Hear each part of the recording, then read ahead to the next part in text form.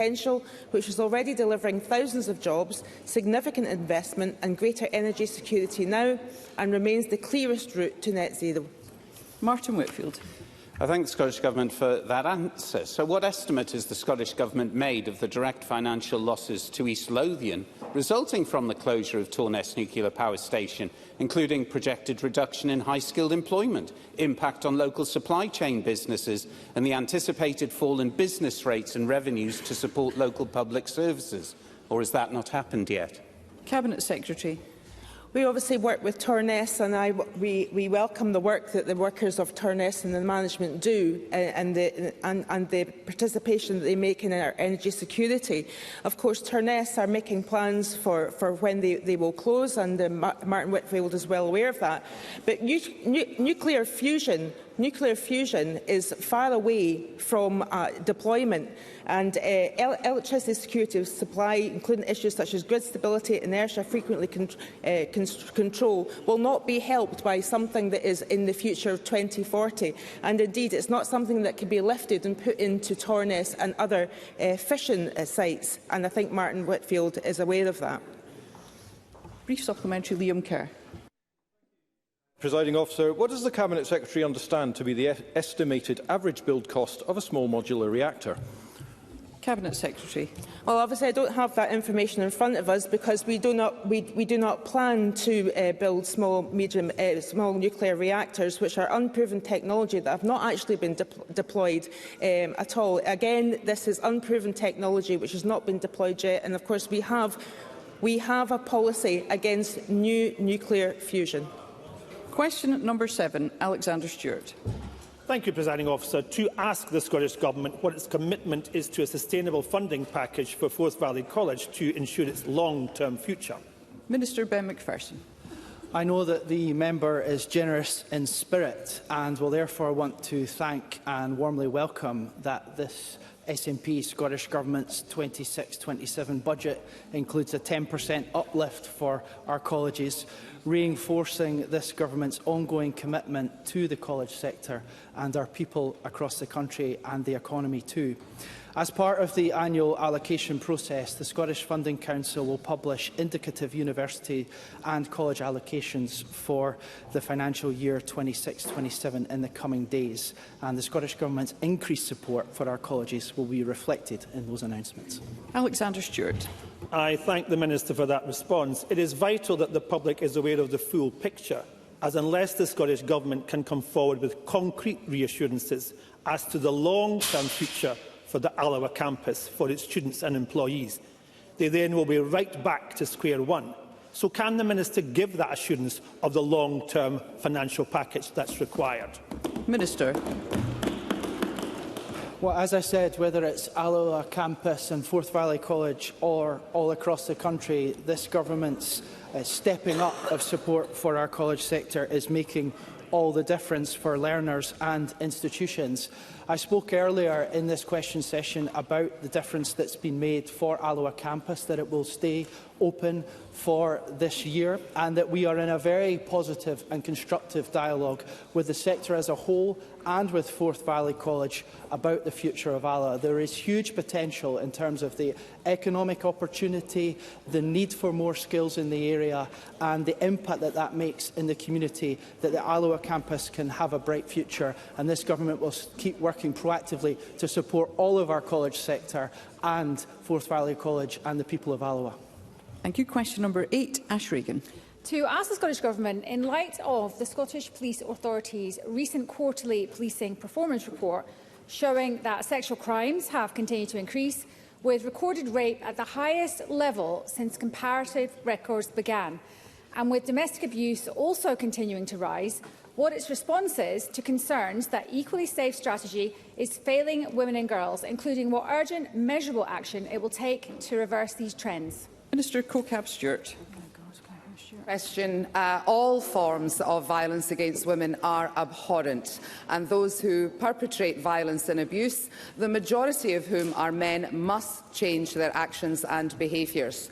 Whilst we recognise that some of this increase may be due to the actions to increase confidence in the justice system, so more victims come forward to report sexual crime, clearly there is more that we need to do. And that is why we are absolutely steadfast in our commitment to preventing this violence and addressing the underlying actions and attitudes that perpetuate it, and improving access to support through our Equally Safe strategy. It will be underpinned by almost £46 million in funding over the next 2 years, subject to the annual budget processes, reflecting our deep commitment to tackling this issue. Ash Regan. 12 years on from the Equally Safe strategy, women and girls in Scotland are less safe than ever. Male violence is escalating in homes, streets and online. And despite £100 million of delivering equally safe funding since 2021, our vital frontline services are overwhelmed by demand from victims of sexual assault, rape, domestic abuse and prostitution.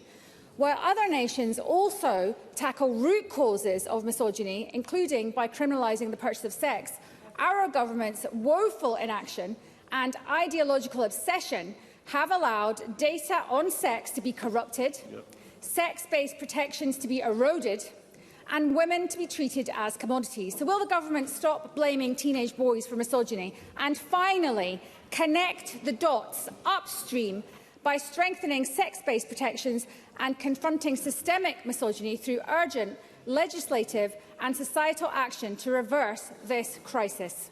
Minister. Thank you for that supplementary. I absolutely accept that violence against women and girls that is committed by the majority of men is absolutely abhorrent and must be stopped. However, I reject some of the characterisations that were made in that question. We are working extremely hard to do that. Yesterday, I visited Edinburgh Rape Crisis Centre to hear about the wonderful work as part of our Delivering Equally Safe strategy that is directly impacting women and girls facing those abuses and improvements in their lives. I've also met with Jess Phillips MP so that we can take a collaborative approach tackling technological facilitated abuse against women. So this government is absolutely taking action to address these abhorrent things against women and girls. Thank you. That concludes general questions. We move to First Minister's questions, and I call Russell Finlay at question number 1. Thank you, Presiding Officer. Some say the SNP government is incompetent. Some say that it's dishonest. Some say that it's sleazy. I say that it's all three. And John Swinney has been at the heart of this incompetent, dishonest and sleazy SNP government for almost 2 decades.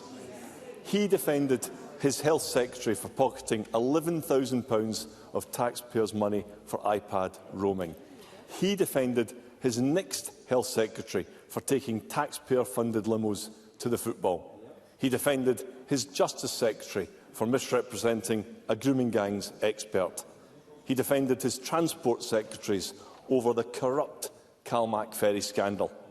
He defended himself for deleting his COVID-era messages to Nicola Sturgeon. So when will John Swinney start defending the interests of Scotland, not the interests of his sleazy SNP pals? First Minister. Sir, I defend the interests of the people of Scotland every day of my being.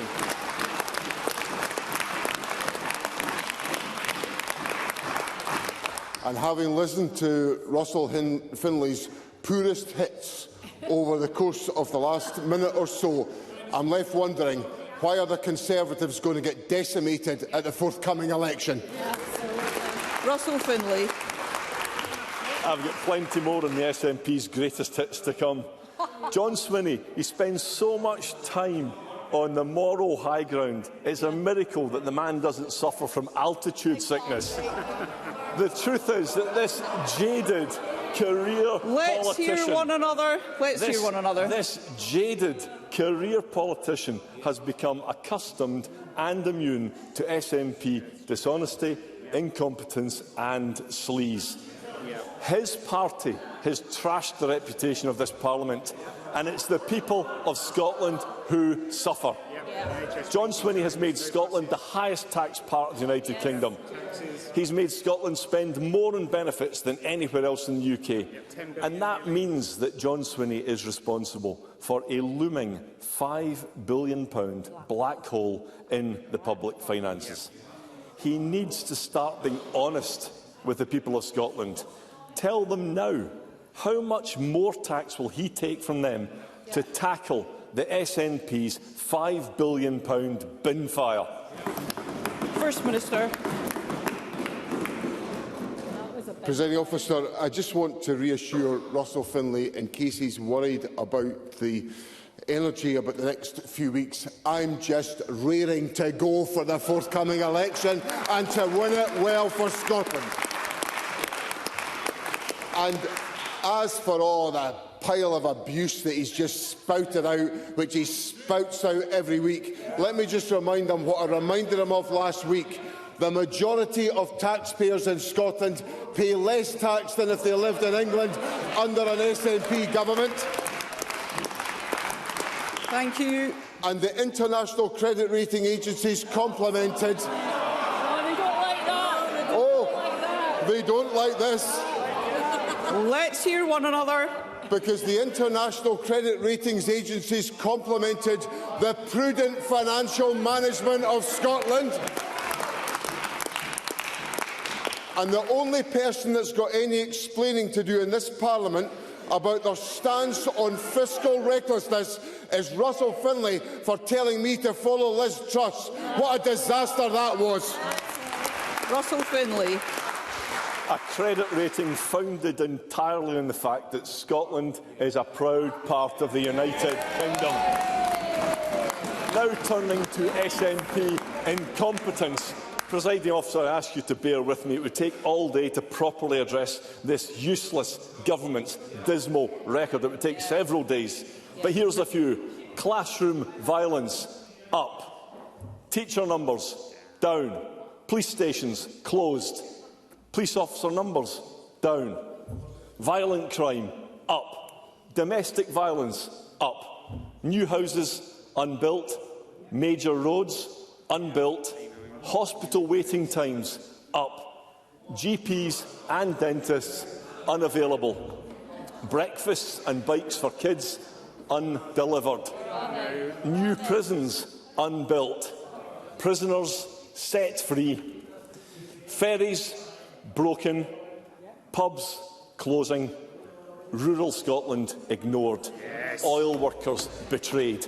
Women's rights, trashed. Drugs deaths, up. And there is so much more. And I'd like to ask John Swinney which of these he is the most ashamed of. First Minister. I'm left with the same question I had a moment ago. If all of that was the case, why are the Conservatives heading for a disaster at the forthcoming parliamentary election? It is because they are simply peddling a doom loop of despair, and it is killing the Conservative Party. Let me tell Russell Finlay a few things that have happened under this SNP government. When we came to office, 62% of schools were rated in a good or satisfactory condition. That's now 93%. When this government came to office, 3- and 4-year-olds got 412 hours of funded early learning and childcare. They now get 1,140 hours. When we came to office, the average number of houses of affordable homes built were 5,448. The average under this government is 7,734. And just to tell Russell Finlay something else, waiting times in this country are coming down. They're coming down because of the leadership that I've given this government. They're going to continue to come down. That's an SNP government delivering on health for the people of Scotland. Russell Finlay. It's all spin. Dearie me, all that spin from John Swinney. And as we've just heard, John Swinney will always defend SNP sleaze. He will always put up taxes to spend more money on benefits. He will never take responsibility for his long list of failures. Yeah.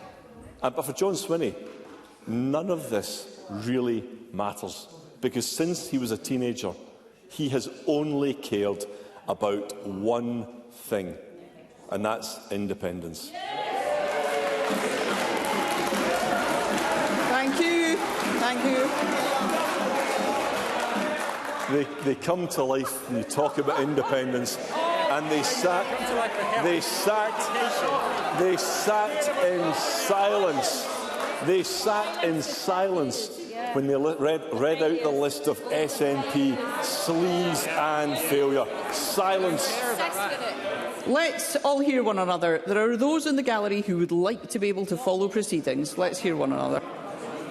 John Swinney goes into this election with independence again as his #1 priority. He says arrogantly that he will win a majority.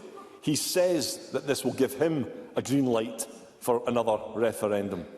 People are sick and tired of this damaging and divisive obsession.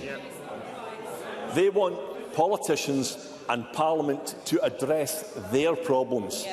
The cost of living, the NHS, the economy, jobs. So why does John Swinney believe chasing independence is more important than these critical issues? First Minister. So this government is focused on the priorities of the people and on delivering improvements in the lives of the people of Scotland. And that's what's driven my public service for the last 29 years as a Member of Parliament. It's driven every moment of my privilege to serve the people of Scotland as a Minister and now as First Minister. And in that time, since 2007, under the SNP, wealth per head in Scotland has grown by 10.1% compared to 7.8% in the UK. We now have waiting times falling in this country. On the cost of living, we've abolished peak rail fares and we've frozen rail fares for next year. That is an SNP government delivering within our powers on the priorities that concern the people, on the NHS and on the cost of living. But people in Scotland are finding times hard because of the damaging decisions made in the United Kingdom. Whether it was austerity ushered in by the Conservatives, or whether it was Brexit forced upon us against our will by the Conservatives, all of these have damaged the quality of life of people in Scotland. And what I say to the people of Scotland is that we have an opportunity on the 7th of May to have a fresh start with independence, and I intend to deliver it. Question number 2.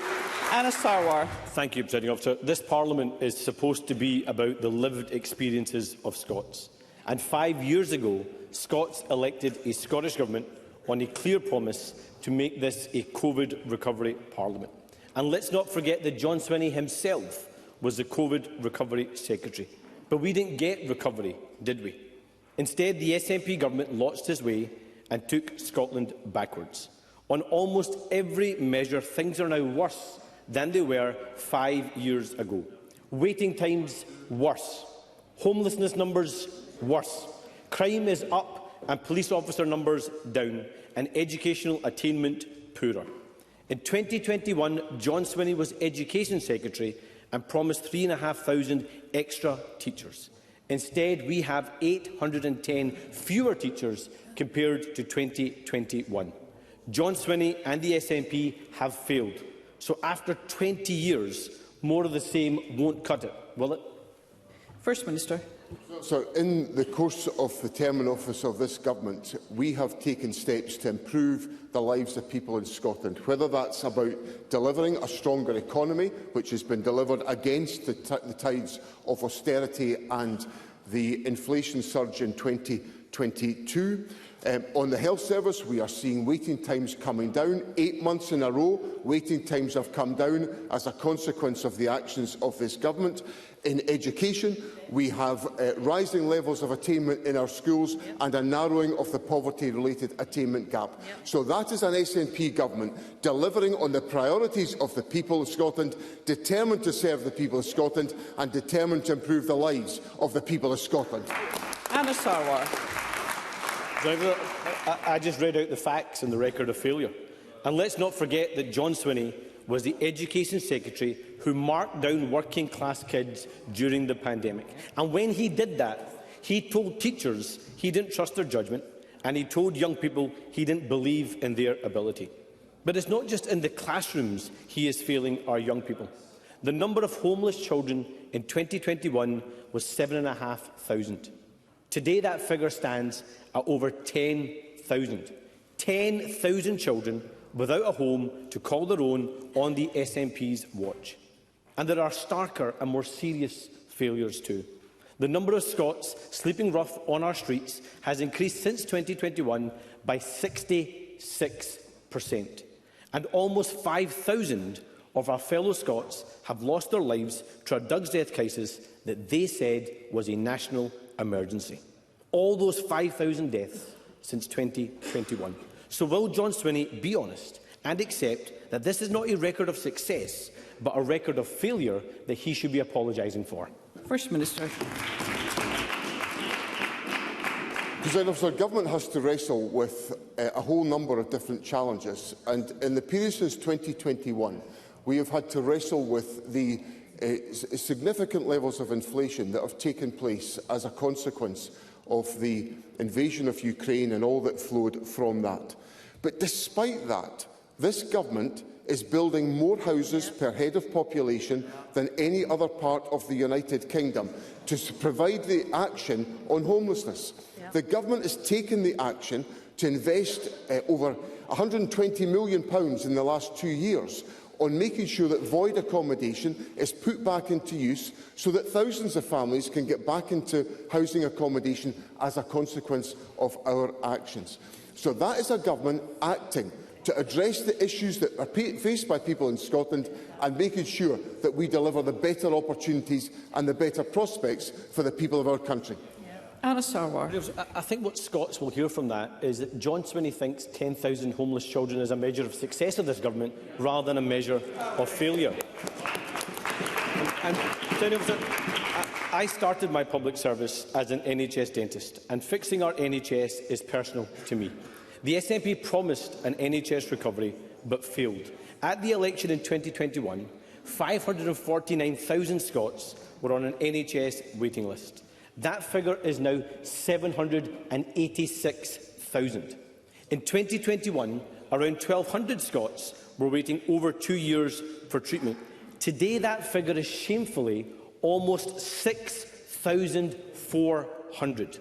The SNP has had 20 years in power, and if they knew how to fix the problems in our NHS, our schools and more, they would have done it by now. And that's why Scotland needs change and a new government that will fix the SNP's mess, get the basics right and build a better future for our country, Scotland. 5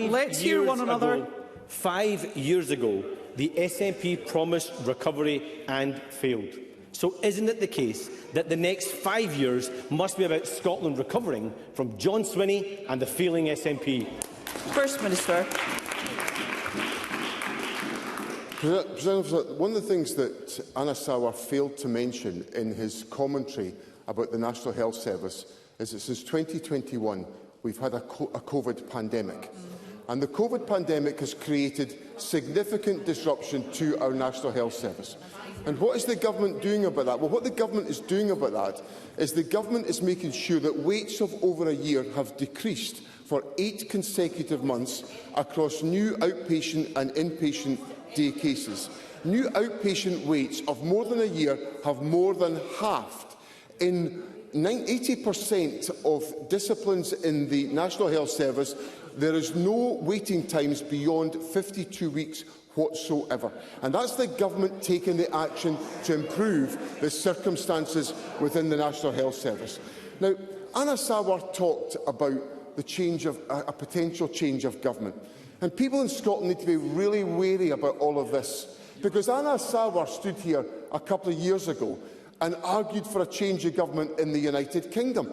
And we got a change of government, and what did we get? We got the increase in employers' national insurance contributions that is damaging the economy.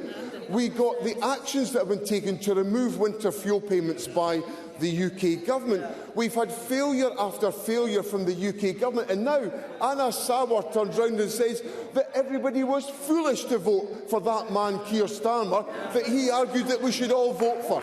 I think what that tells us is that Mr Sawar is a man of poor judgment that the people of Scotland should not listen to and will not listen to on the 7th of May. Question number 3. Ross Greer. Thank you, Presiding Officer.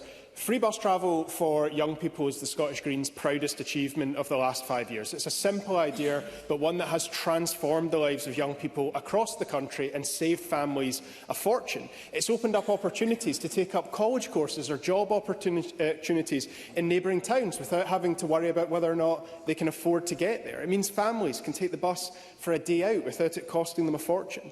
And on top of that, it means that climate-friendly public transport is the first choice for an entire generation because of a scheme secured by Green MSPs. Between young people, older people and disabled people, almost half of all Scots can now use the bus for free. And the Scottish Greens want to go further. We believe Scotland can be like Malta and Luxembourg and offer free bus travel to everyone. Does the First Minister agree? And if not, what's his alternative to help people save money on their transport costs? First Minister. Well, there's a range. All these steps are very welcome, but the government's also put in place a £2 bus fare cap, which is being taken forward in the Highlands and the Islands to determine how that can operate. We've also abolished peak rail fares so that people don't have to pay peak rail fares, and we've also frozen rail fares so that more people can use public transport. These are some of the measures the Scottish Government is taking to make sure that people are able to access public transport and have much greater choice about doing so. Ross Greer. I'm glad that the First Minister has raised the £2 bus fare cap across the Highlands and Islands and the scrapping of peak rail fares. Those were also both policies proposed by Green MSPs in budget negotiations. We are proud to have provided the ideas that have saved families a fortune and that are helping to tackle the climate crisis. On top of that, we established Scotland's first nature restoration fund. We brought in the emergency rent freeze. We wiped out school meal debts for thousands of struggling families. Green MSPs have delivered changes that have saved families a fortune and protected our planet. And we know the solutions to the climate crisis and the cost of living crisis are one and the same.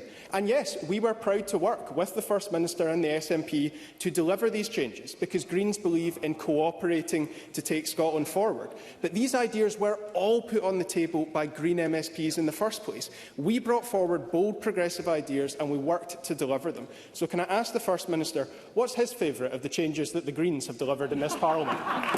First Minister. Well, I'm very pleased that the government that I lead is able to afford a balanced budget which puts the money in place to deliver on our policy priorities. As a consequence, I'm very proud of the fact that because of the steps taken by this government, child poverty is falling in Scotland, is 9% below the levels in the rest of the United Kingdom, and that's because of the leadership of an SNP government. Thank you. Question number 4, Joe Fitzpatrick. To ask the First Minister whether he will provide an update on the Scottish Government's commitment to banning conversion practices. First Minister. So conversion practices cause lasting harm and have no place in Scotland, and the SNP government is clear that we will end this abhorrent practice and ensure everyone can live free from abuse. We have publicly consulted on proposals for Scottish legislation and are supporting victims and survivors with a dedicated helpline that offers counselling support. We continue to engage with the UK Government to explore UK-wide legislation. However, I am clear that if the UK Government are unable to bring forward a fully inclusive ban, we will publish our own bill in year 1 of the next parliamentary session, should the people of Scotland re-elect my government. Joe Fitzpatrick. I thank the First Minister for his response. Conversion practices are abhorrent. Scotland has made great strides towards equality under the SNP, but this remains a stain on our country. Conversion practices should be banned as quickly as possible. Presiding Officer, I am very grateful for my final contribution in our national parliament after representing the people of Dundee for 19 years to be on this matter, which is very important to me and to the entire LGBTQ+ community. I am confident that the First Minister shares my views, but I would be very grateful for his absolute commitment that if returned to government, banning conversion practices will form part of his first programme for government. First Minister. Presiding Officer, I am happy to make that confirmation, that commitment to Joe Fitzpatrick, and to make it clear that the Government is absolutely committed to equality and to advancing the rights of the LGBTQI+ community and to ending harmful and abusive conversion practices in Scotland. Given this is the last contribution by Mr Fitzpatrick to Parliament after his 19 years of service, it is appropriate it is on this topic where he has given impressive leadership in advancing the rights of individuals in our society and being a champion of equality. And I pay warm tribute to my friend and colleague Joseph Fitzpatrick as he stands down from Parliament today. Thank you. And at question number 5, I call Pam Gossel. Thank you, Presiding Officer. To ask the First Minister what the Scottish Government's response is to research by Women's Rights Network Scotland, reportedly showing that some children have been assaulted in Scottish hospitals. Minister. President, I am horrified by any suggestion that children have been assaulted while in hospital. I expect health boards to work closely with Police Scotland to keep patients safe, particularly children. The National Guidance for Child Protection in Scotland makes clear that all concerns that a child has been abused or is at risk of abuse must be reported to the police or social work. I have asked the Cabinet Secretary to write to all health boards to express our clear concerns and to ask what has been done to support the safeguarding of children and young people whilst in their care. Pam Gossel. I thank the First Minister for that response.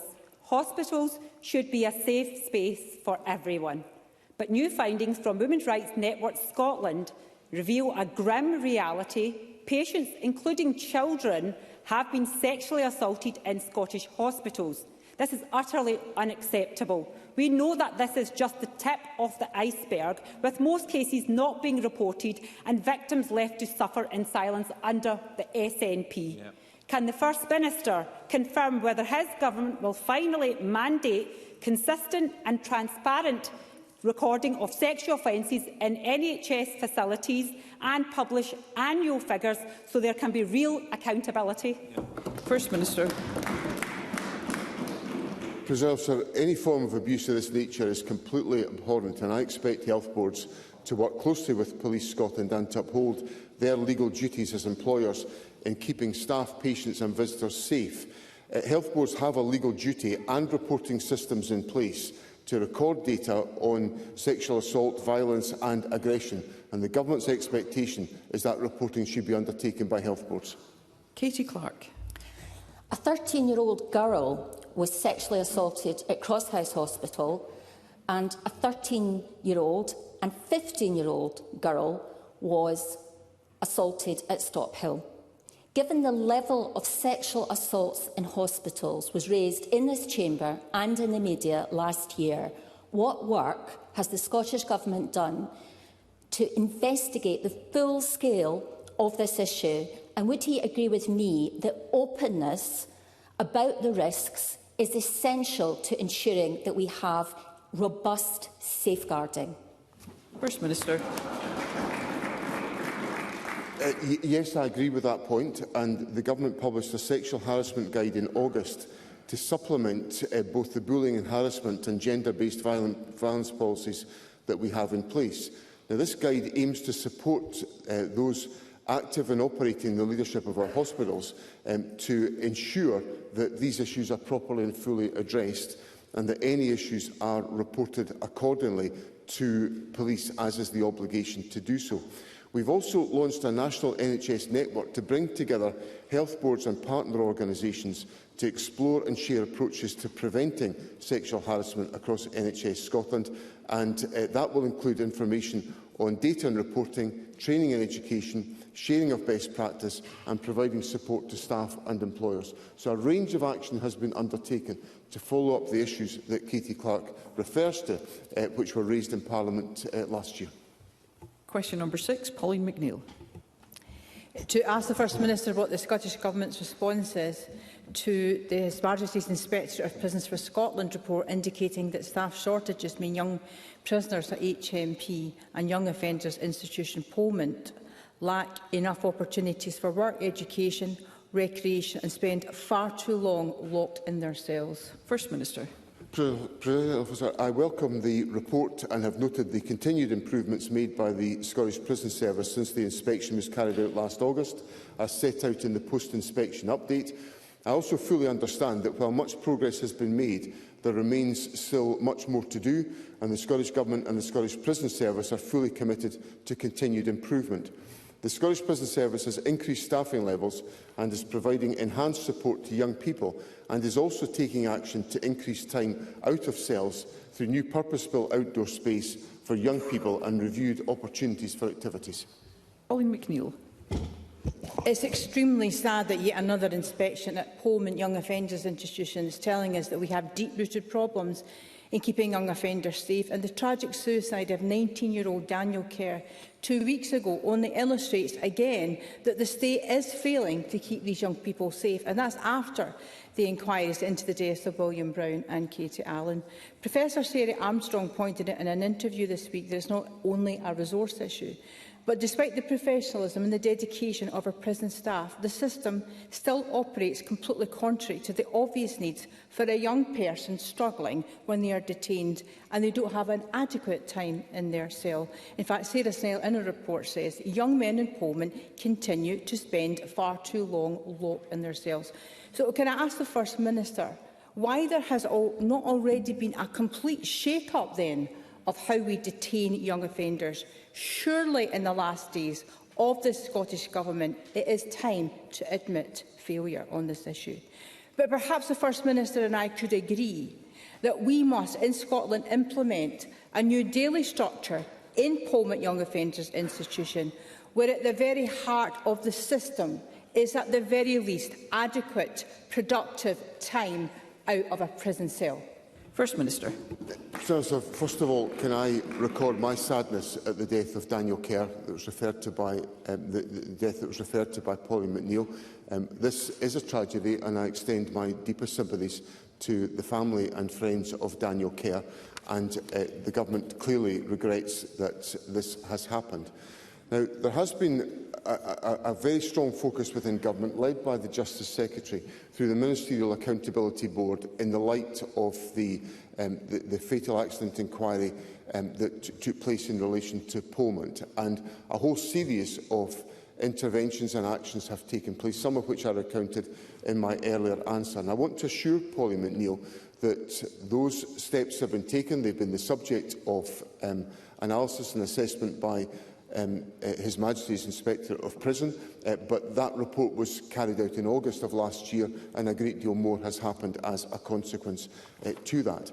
Much of the focus is about making sure that Polmont is better able to support young people and to be able to assist in providing opportunities for the necessary exercise and engagement for young people. So those steps are in place. That's what the Ministerial Accountability Board has looked at, and I assure Pauline McNeill that will remain the focus of the Government.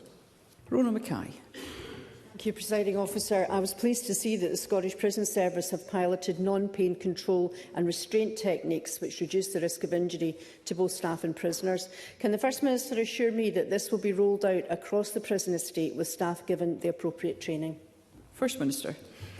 Yes, Presiding Officer, it will be rolled out to the remainder of the estate. The new approach from the Scottish Prison Service to control and restraint is successfully running in 3 establishments, and I'm pleased to say that the Prison Officers Association in Scotland has welcomed this new approach, and we will take forward the approach that has been set out in the question. Question number 7, Jamie Green. Thank you, Presiding Officer. To ask the First Minister, in light of the reported rise in protests and rhetoric aimed at immigrants and minority groups, what action any future Scottish administration can take to restore kindness, decency and tolerance to politics? First Minister. President Officer, I strongly condemn rhetoric that seeks to vilify or dehumanise minority groups. Scotland has a proud history of welcoming people of all nationalities and faiths, including those seeking refuge and asylum from war and persecution. We all share a responsibility to uphold that legacy, and there is no place for division that harms communities. My government has strengthened protections for communities facing division and harm, showing the impact that collective action can deliver. As elected representatives, we must lead by example, ensuring political discourse is grounded in respect and constructive dialogue. That is how most people conduct themselves and what they expect from those in public office. We all have a duty to uphold human rights and challenge discrimination in all of its forms. Jamie Green. I can associate myself with those words, and I can also say in what is potentially my last question, can I wish all members across the chamber the very best in their future. But, Presiding Officer, the reality is we've seen in recent times a rise in anti-Semitic abuse and in far-right protests, and there are people who aspire to become MSPs in this place who are spouting Islamophobic bile on social media and cracking jokes at the expense of gay people. Look, when I joined this place a decade ago, there was genuine desire to find some common ground on some difficult societal issues, on gypsy travellers, on migrants and refugees and transgender people, our friends, our neighbours, our fellow Scots. And 10 years on, I am utterly saddened to hear politicians which uses language which reduces people to adjectives such as dangerous, unwanted and unwelcome. So can I pose a challenge, not just to the First Minister, but to the leader of all political parties who hope to return members to this place, that they will commit their parties in the next parliamentary term to use their privilege of platform wisely, to debate with decency, and remember that the language used in here affects people out there. Because I hope we can do politics better, Presiding Officer, and I hope we can all agree that hatred will never, ever have a place in this Parliament, now or ever. First Minister.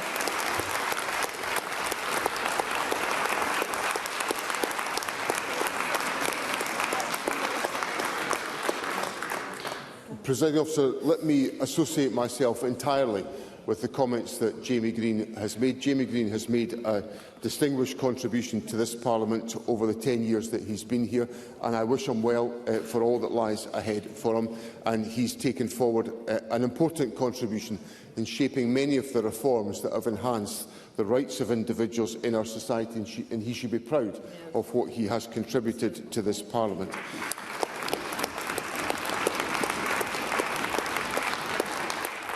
And I associate myself entirely with the substance of his question and the appeal that he makes, and I commit myself to exercising leadership. That is the way I exercise leadership, of respect to other people in our society and to respect the rights of every single person in our society.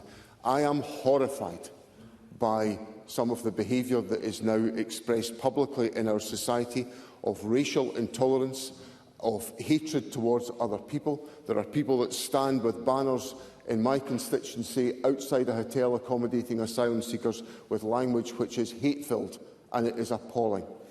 But the point that Mr Green raises today about the aspirations of politicians to come in here, and let me just speak it out loud because I know everyone is talking about it today. The homophobic joke, alleged joke by Malcolm Offord, as the leader of reform in Scotland, is a warning to this country of what is coming our way, because there is no place for homophobia, racism and intolerance. That's what reform represents, and we have all got to stand up against that bile in our society.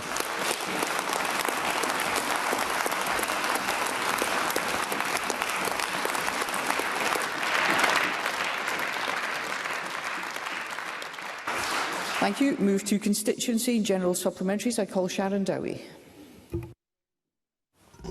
Thank you, Presiding Officer.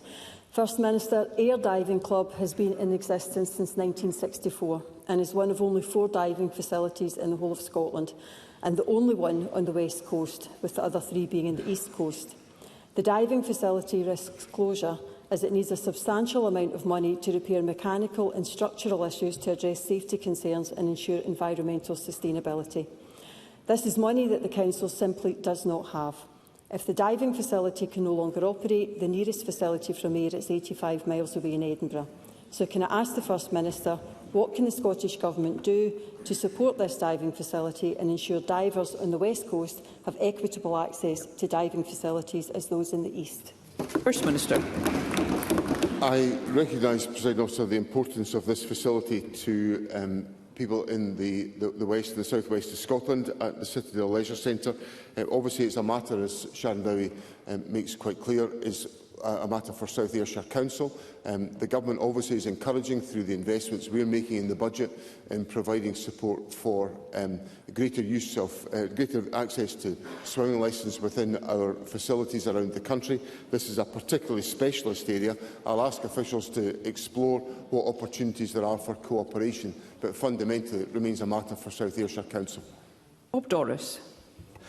Presiding Officer, for the past 5 years I have been working with clinicians and impacted families who have campaigned to get Scotland's NHS to add spinal muscular atrophy to a range of conditions newborn babies are screened for as part of the heel prick testing programme. Indeed, I've raised it directly with the First Minister in this place. This week, Scotland became the first part of the UK to introduce this test right across the country. This will be life-changing for those born with this rare condition. Will the First Minister join me in congratulating the clinicians and families, including my constituents, the Pearsons, and their toddler Gracie, for the successful campaign, and would the First Minister perhaps consider further enhancing newborn baby screening programmes in the next Parliament? First Minister.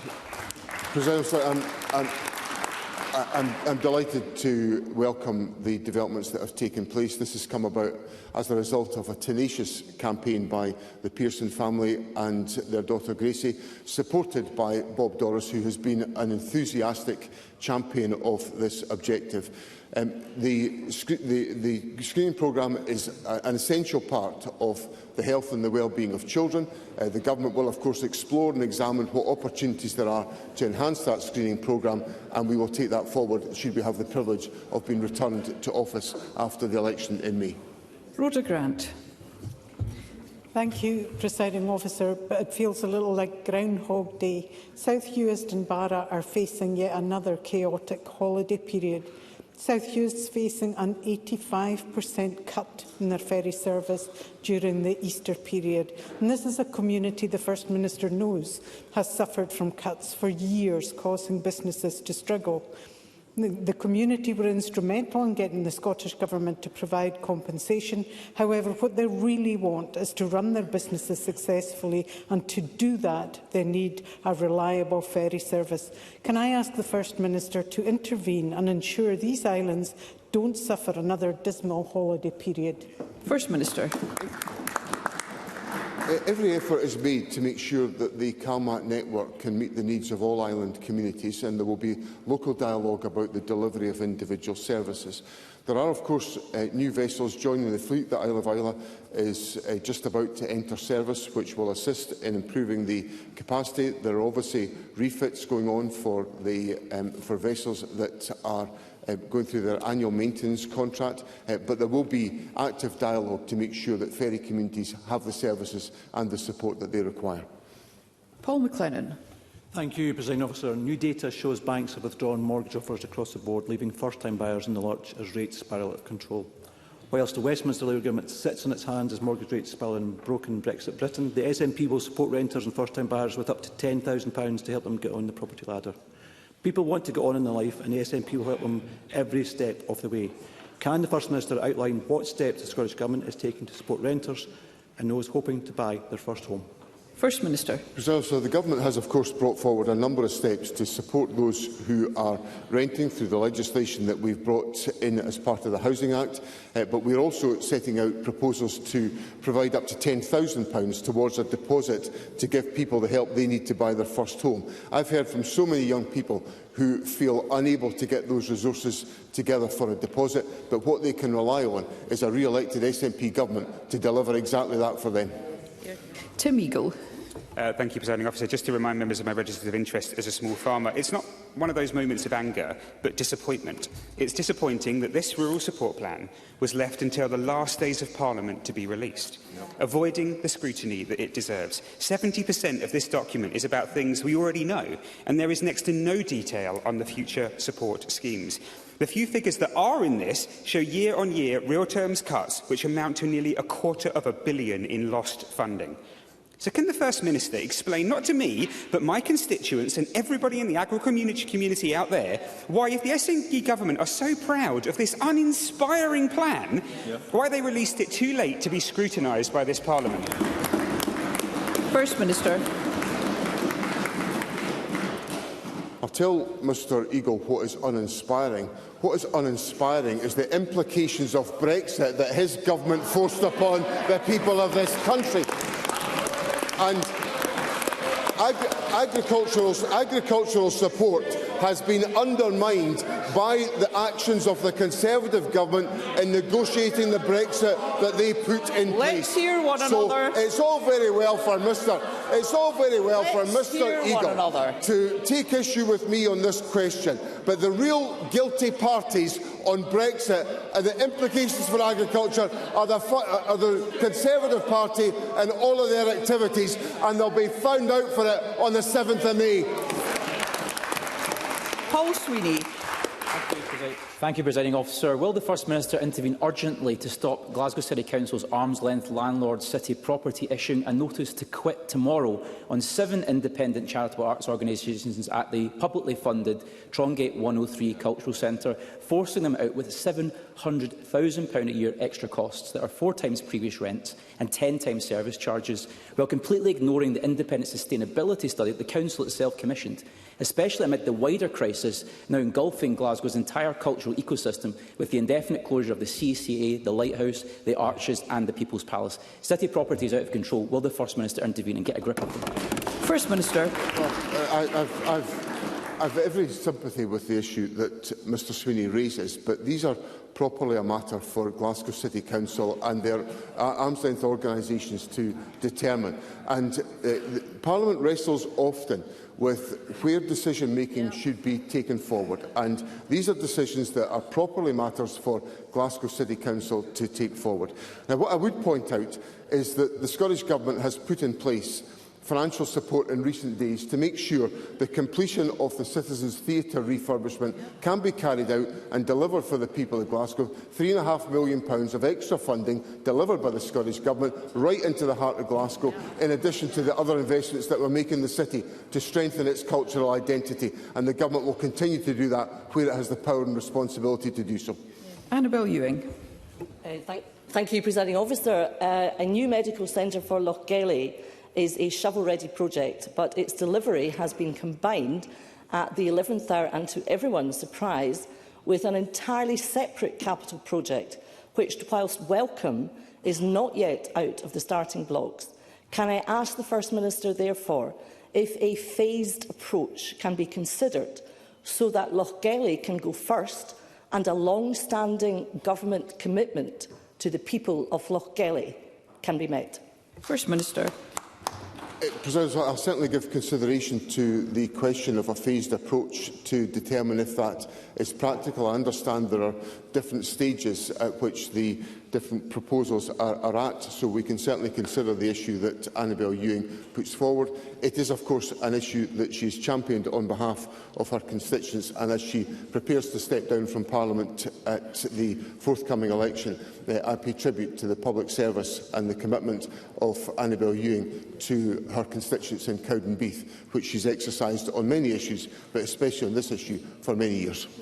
Brian Whittle. Thank you, Presiding Officer. First Minister, you will know of my passion around sport being a force for good in our communities. But declining physical literacy in our children, and I say this as a performance coach of some 25 years, is directly linked to the increasingly poor health outcomes in Scotland. We have a fantastic summer of sport on the way, which I'm sure we're all relishing. But how are the Scottish Government ensuring they will take a positive legacy impact on the health and well-being of all the people of Scotland across all of our communities? First Minister. That is the purpose of the investment the Government has made in the Summer of Sport, to make sure exactly what Mr Whittle sets out to me can be realised as a consequence of the investments that we make. So the Summer of Sport is designed to engage communities the length and breadth of the country, to give individuals an appetite for sport and to get the benefits of the physical exercise that Mr Whittle has championed.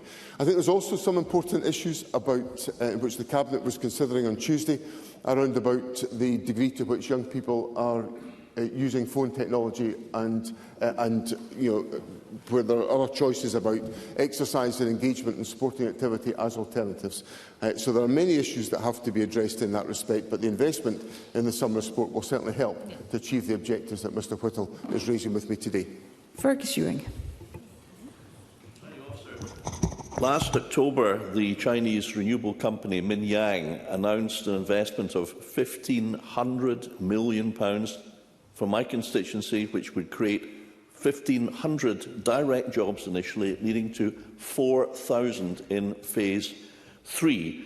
Rumours now suggest that Mr Miliband of the UK Government is about to reject this on the grounds of national security, but industry in Scotland say a technical solution to those concerns can be met and should be met by an open tendering competition by the UK Government.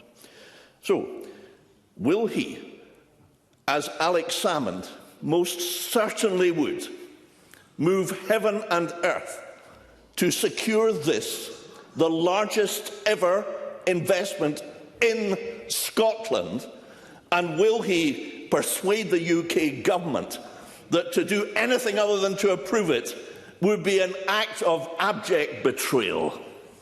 First Minister.